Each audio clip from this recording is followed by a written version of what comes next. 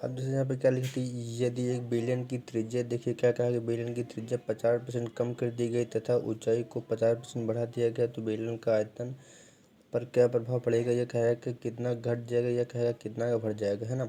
तो इस टाइप के देखिए बेलन के क्वेश्चन में, ये जनरली क्वेश्चन में हम देखिए इस टाइप में ये फॉलो करेंगे कि जो जैसा देखिए कह रहा है हम पहले देखिए 100 मान लेंगे। पहले क्या मान लेंगे हम, पहले देखिए अंश में हम ऊपर जो है 100 मान लेंगे और उसके बाद जो कहेगा वो कर देंगे। जिससे 50% कम कर रहा है तो 100 से 50 कम कर दिया, 50 लिख दिया। उसके बाद क्या करेगा, 50 बढ़ा देंगे। तो जो कुछ परिवर्तन करना होगा, मतलब हम नियम के अपोजिट काम करते थे। जैसा कि इससे पहले अभी तक हम मैथ में क्या करते आ रहे कि परिवर्तन हमेशा ऊपर करते थे। लेकिन इसमें जो इस टाइप के क्वेश्चन में हमेशा हम अपोजिट नियम का फॉलो करेंगे, है ना। कहने का मतलब वो ऊपर 100 रखेंगे और जो कुछ कहेगा परिवर्तन हम किसमें करेंगे, हर में करेंगे, हर में करेंगे। उसके बाद हम जो निकाल रहे हैं उसका फार्मूला रख देंगे। अब जैसे बेलन का आयतन का, तो बेलन का आयतन क्या होता है, पाई आर स्क्वायर। जैसे पाई हो गया कांस्टेंट हो गया, आर स्क्वायर एच हो गया, तो आर स्क्वायर एच है ना। तो जैसे ये आ गया, जैसे इसको हमने काटा, क्या है बेलन की त्रिज्या को कितना आता है, ये दो एक लिख दिया, है ना। अब ये क्या था कि ऊंचाई था तो 2/3 था, इसको भी 2/3 लिख दिया।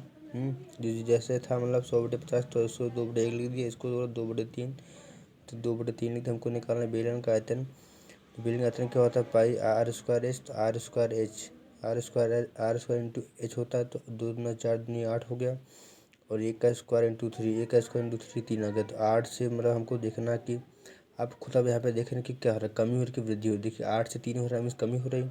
कितनी कमी हो रही, 5 से कमी हो रही। 5 से कमी हो रही, कहाँ से कमी हो रही, 8 से। 5/8 गुणे 100 बराबर 62 से ये 20% की कमी हो रही, है ना। अब जैसे इसी तरह ये लिखा है, बेलन के आधार की त्रिज्या तथा ऊंचाई दोनों को 10% बढ़ा दिया जाता है तो बेलन के आयतन में प्रतिशत वृद्धि ज्ञात करो, है ना। तो यहाँ पे लिखा कि पहले आर बराबर देखिए 100/110 लिखा है। पहले माना 100 है त्रिज्या या ऊंचाई हो, जो कहेगा इसमें हम नीचे वाले में परिवर्तन करेंगे। देखिए त्रिज्या में कह रहा है मतलब बेलन के आधार तथा त्रिज्या, बेलन के आधार की त्रिज्या तथा ऊंचाई दोनों को 10% बढ़ा दिया जाए, मतलब दोनों को त्रिज्या और ऊंचाई को दोनों को 10% बढ़ा दिया जाए। पहले 100 था, अब 10 हो गया, त्रिज्या तो कैंसिल हो गया, ये हो गया। ऊंचाई को भी 10% बढ़ा रहे हैं तो 100 था 110 हो गया, है ना। अब हमको क्या निकालना है, आयतन निकालना है। तो ये देखिए मतलब जो था मतलब वैसे ही लिख दो, 10/11 त्रिज्या आया, 10/11 लिख दो, ऊंचाई आया। आपको लिखना है त्रिज्या ऊंचाई वैल्यूम, त्रिज्या ऊंचाई वैल्यूम। त्रिज्या जैसे आया 10/11, 10/11 लिख दो, ऊंचाई आया 10/11, 10/11 लिख दो। हमको निकालना वैल्यूम, वैल्यूम क्या होता है, पाई आर स्क्वायर एच। तो आर स्क्वायर इंटू एच में 10 का स्क्वायर इंटू 10 हो जाएगा।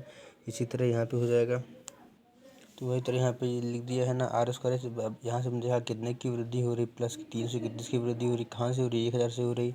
गुणे में 100 के डेफरेंट निकालने के लिए तो हमारा ये आ गया। अब जैसे लिखा कि इसी बेलन की ऊंचाई को 15% बढ़ाया गया तथा त्रिज्या को 10% कम कर दिया गया, तो उसका वक्रपृष्ठ में क्या परिवर्तन होगा, या वक्रपृष्ठ में क्या बढ़ेगा या कितना कम होगा, कितना कुछ भी कहे बेलन से संबंधित है ना। अगर दो वैल्यू दिया है ना, कुछ भी कम ज़्यादा कहे तो ये x+y+x/100 से लॉन्ग क्वेश्चन या उसी मतलब मैथड से हल करेंगे कि पहले 100 मानेंगे, इसके बाद जो करेगा 15% बढ़ा रहे हैं तो 115 लिख दिया, इंटू 10% कम कर रहे हैं त्रिज्या को, तो 100 से मतलब 100 पहले था, 10% कम तो ये 90 लिख दिया। हमको चूंकि निकालना क्या वक्रपृष्ठ, और बेलन वक्रपृष्ठ क्या होता है 2 पाई आर एच, 2 पाई तो कैंसिल मतलब कांस्टेंट है, बचा आर एच, आर एच मतलब गुणा करना, तो इसलिए हमने पहले ही गुणा कर दिया। अब यहाँ पे हमने देखिए स्क्वायर को क्या था, क्योंकि हम जानते हैं बेलन का आयतन क्या होता है, आर स्क्वायर एच होता है, इसलिए आर स्क्वायर में त्रिज्या का स्क्वायर कर देता है और इसका हमने गुणा कर देता है ना, मतलब फार्मूले की कर ली, ये सब हम करते हैं। उसके बाद ये सब तो कॉमन चीज़ है, उसके बाद उसको अच्छे से हल कर लिया, है ना।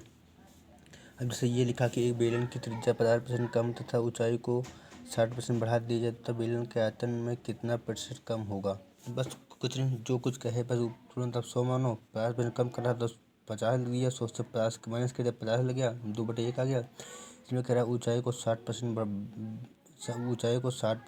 बढ़ा दें। तो पहले 100 था, 100 पे 60% बढ़ाएंगे तो 160 होगा, है ना।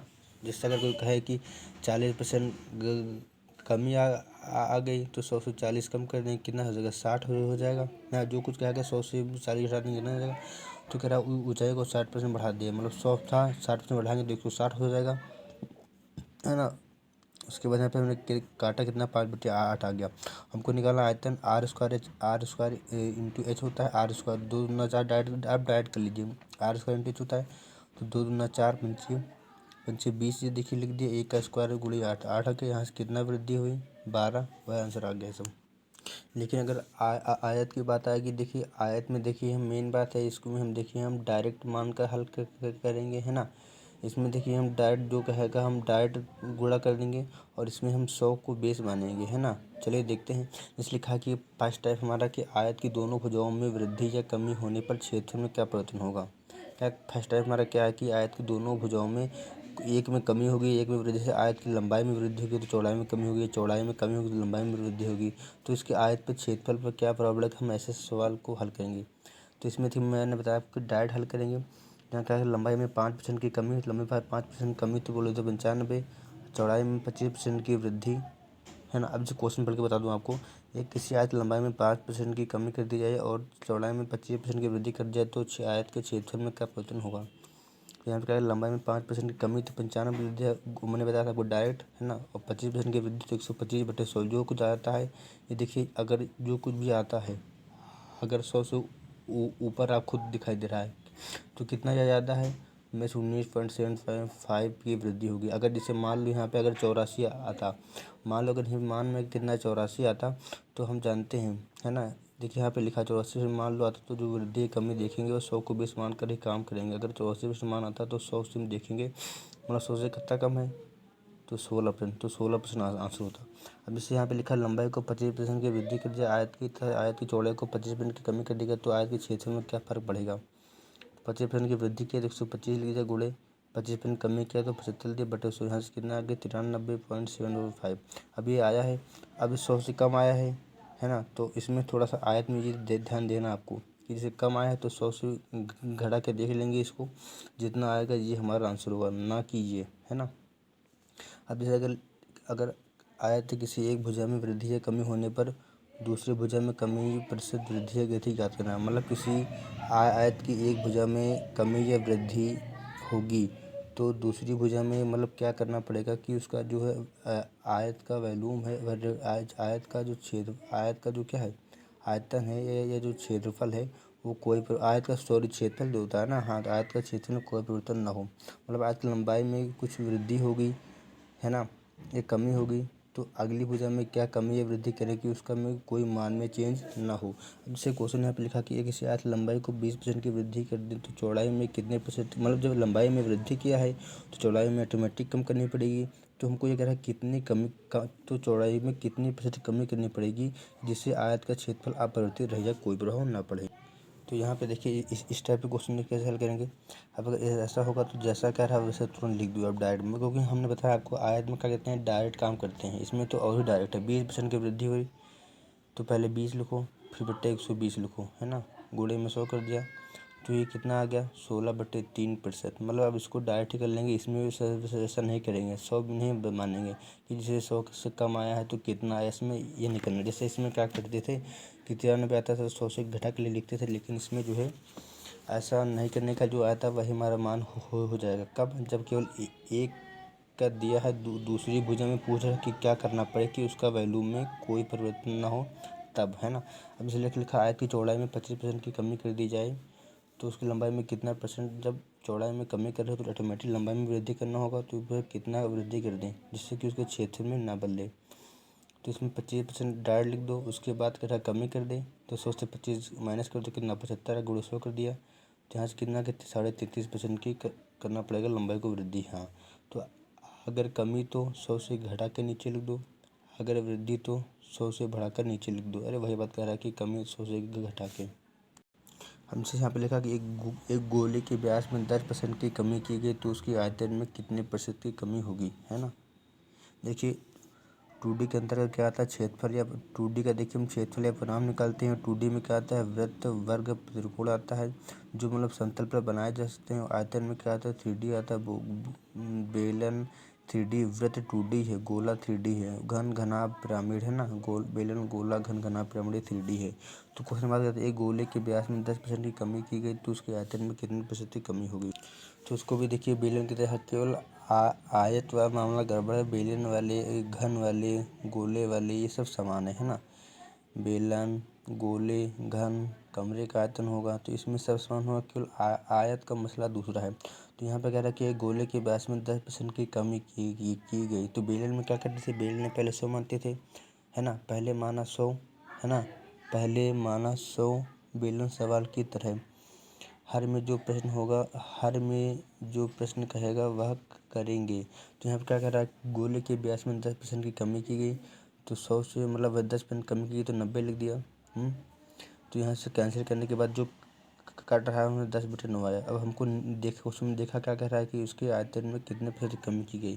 तो हम जानते हैं कि गोले का आयतन कितना होता है, 4/3 पाई r³ होता है।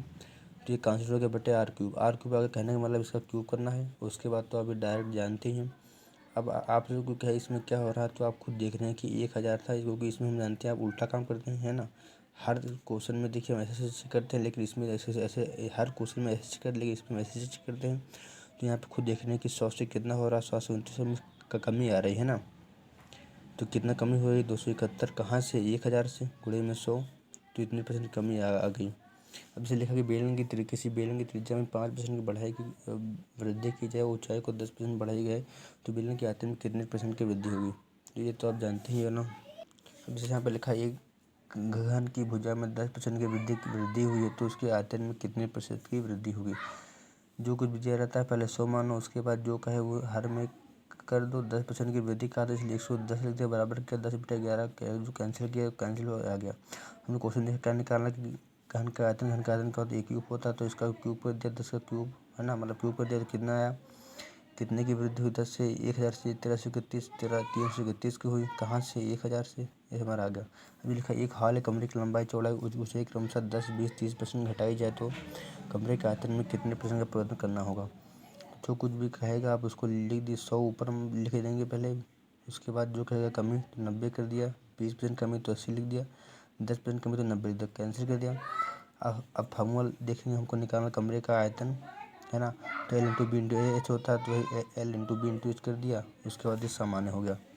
अब जैसे यहाँ पे लिखा है क्वेश्चन एक निश्चित माप के प्रस्तावित कमरे की लंबाई को 10% घटाई जाए, चौड़ाई को 20% घटाई जाए, जबकि ऊंचाई को 5% बढ़ाई जाए, तो कमरे के आयतन में कितने % का परिवर्तन होगा। तो उसी तरह से भी सामान्य रूल हल कर लेंगे, है ना। तो इसको वैसे हल कर लेंगे। अब जैसे यहाँ पे ये थोड़ा न्यू टाइप है। अगर बेलन के इसमें देखिए एक चीज़, ये बहुत इंपॉर्टेंट क्वेश्चन है। जैसे लिखा है यदि बेलन की त्रिज्या में इतने % की कमी या वृद्धि की जाए, है ना। जैसे लिखा कि यदि बेलन की त्रिज्या में देखिए कुछ % की कमी होगा या वृद्धि होगा, है ना, तो उसकी उस ऊंचाई में कितने % की वृद्धि करनी होगी ताकि बेलन का आयतन समान। अरे उसी तरह जिस तरह आयत में करते थे, मतलब उसी मतलब वैसे है, लेकिन वो उस तरह नहीं लगेगा, ये दूसरे मेथड से लगेगा।